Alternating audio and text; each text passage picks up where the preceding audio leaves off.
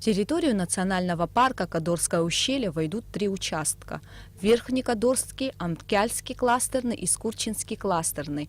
В его границах также 18 населенных пунктов: Ажера, Бузгур, Дзыма, Сакен, Чхалта и другие. Общая площадь земель всех населенных пунктов составляет 10 036 гектаров. Кадорское ущелье станет самой большой охраняемой природной территорией в республике. На территории Абхазии, да, это будет самый большой национальный парк.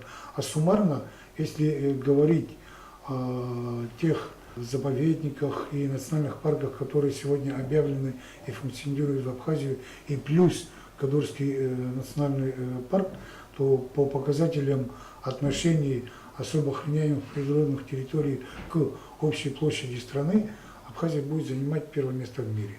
Сохранение уникальных природных комплексов и создание условий для туризма и отдыха – главная цель создания национального парка.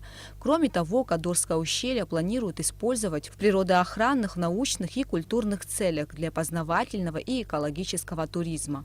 Создание национального парка также будет способствовать трансграничному сотрудничеству с Российской Федерацией, необходимой для обеспечения безопасности района.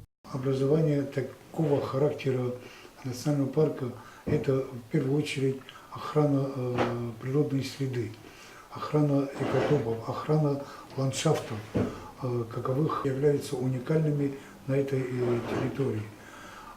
Кроме того, границы национального парка будут граничить по главному Кавказскому хребту с российской территорией. То есть трансграничный переход будет охраняться, скажем так, для перемещения диких животных, скажем так, да. И желание охотников надо будет немного, чтобы остыло, и там организовывать природоохранные мероприятия и поставить это на должный уровень.